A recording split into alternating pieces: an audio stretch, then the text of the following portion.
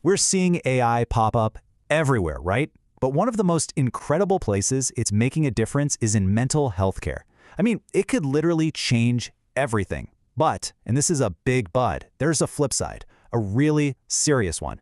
It's a story of amazing promise, but also some pretty big peril. So, let's get into it. Okay, so to really get why this matters so much, we have to start with the problem we're trying to solve. And it's a big one. Look at this number, 36%. What is that? Well, that's how much the suicide rate in the United States went up between 2000 and 2018. That's a staggering increase. It's a crisis, and it tells you just how badly we need better tools. And you know, a number like that is easy to say, but behind that statistic are people. Real people. This quote really hits it home. Patients with suicidal thoughts often experience overwhelming emotional pain and distress. That pain doesn't just stop with one person. It ripples out, affecting families, friends, and entire communities. That's the human cost we're talking about here. So that sets the stage, right? A growing mental health challenge. For this first part, we're going to dig into that. What makes this such a tough problem to tackle? And, why do our current methods sometimes fall short? Think about how mental health has been diagnosed for, well, forever. It's a conversation, right? It relies on a clinician's expert judgment and what a patient is able and willing to share. And that's absolutely vital. But it has its limits, especially when it comes to prediction. Now here comes AI with a totally different playbook. It's not about replacing that human connection, it's about augmenting it. AI can sift through massive amounts of data, your voice, your texts, your health records, and spot these tiny hidden patterns that a human might miss. It's all about giving clinicians data-driven superpowers, basically. And this is where things get really exciting. AI is becoming this incredibly powerful new ally. The research coming out now is, well, it's mind-blowing. It's unlocking completely new ways to diagnose and predict these issues. Let me show you a couple of examples that are just wow. Okay, check this out. Researchers at NYU Langone did this incredible study. They had an AI listen to the voices of veterans during interviews, and what it found was wild. The AI picked up on 18 different vocal biomarkers. We're talking super subtle shifts in tone, in pacing, things the human ear would never catch that were linked to PTSD. And get this, just by listening, the AI could diagnose PTSD with 89% accuracy. 89%. That's even better than an experimental blood test they were also using. And it's not just about diagnosis, it's about prediction. Look at this comparison.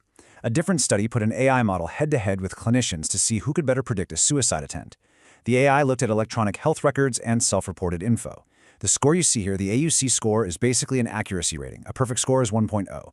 While the AI scored a 0.79, the clinician assessment was a 0.60. That's a huge difference. The AI was just significantly better at seeing the warning signs in the data. So, this all sounds amazing, right? This technology is incredibly powerful. But that leads to the million-dollar question. How do you get this out of the lab and into the hands of the people who actually need it most? Well, the answer, more and more, is already in your pocket. It's the apps on our phones. Mental health apps are everywhere now, and they seem like the perfect way to deliver this tech. But, and you knew there was a but coming, there's a huge hidden problem just under the surface. So now we need to talk about the apps we trust. We're going to take a look inside this massive mental health app ecosystem and see what's really going on. So how do you figure out what an app is really doing? Researchers did some serious detective work. They used a multi-stage process to test 27 of the top-ranked mental health apps. They looked at the code itself, but more importantly, they ran the apps and watched the network traffic in real time to see exactly what data was being sent out and where it was going. And what they found was pretty shocking. This is where the peril part of our story really kicks in. They discovered a hidden privacy problem that most users have absolutely no idea about. Let's start with a number, 11.9. On average, that's how many different external web servers each of these mental health apps was talking to. And here's the kicker. The vast majority of those weren't the app company's servers. They belonged to third parties. So what are they sending? Take a look at this. This is an actual log of the data traffic from one of the apps. You don't have to be a coder to see what's happening. It's sending a ton of information about your phone, the model, your cell carrier, even your battery level, to a mobile marketing platform. Why? So they can build a detailed profile on you. And it gets more personal. Here's another one. You can see right there, the user's email and a unique ID are being sent off to a customer engagement platform. This is stuff that can be tied directly back to you. Okay, but this is where it gets really concerning. Look at this log. It's recording the actions you take inside the app. In this case, a journaling reflection. Think about that. The most private, sensitive thoughts you pour into what you believe is a safe space are being sent to an external logging service. A third-party company is creating a record of your behavior. So, who gets your data? Well, you'll recognize these names. We're talking about Google, Facebook, Crashlytics, which is also Google, Mixpanel for Analytics. Your incredibly sensitive mental health data is being funneled directly into the big tech data machine. Now, I know what you're thinking. Isn't this stuff covered in the privacy policy?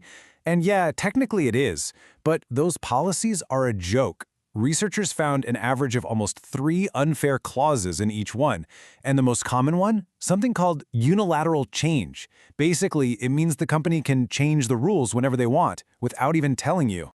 And let's be real, even if you wanted to read the policy, good luck understanding it. The research found most of them are written at a college reading level. They are deliberately complicated. They aren't there to inform you, they're there to protect the company. So there it is, the promise and the peril, side by side. On one hand, AI could be a revolutionary tool for healing. On the other, the way it's being rolled out is a privacy nightmare. So how do we fix this? How do we chart a path forward? The first thing we have to remember is what the goal is here. This quote says it perfectly. It's not about replacing clinicians, it's about assisting and augmenting them. The best path forward is a hybrid one, where this amazing tech empowers human experts, not kicks them out of the picture. And for the companies making these apps, the researchers laid out a pretty clear roadmap. 1. Engineer privacy by design. Build privacy and security in from the very start, don't just bolt it on at the end. 2. Write readable policies. Seriously, use plain language so people can actually give informed consent. And 3. Engage with experts. Bring in security and privacy pros early and often. So that leaves us with one big question to think about. AI really does hold the promise to heal. It could completely change mental health care for the better. But how do we build the trust we need to make sure it doesn't end up causing harm? That's the challenge we all face.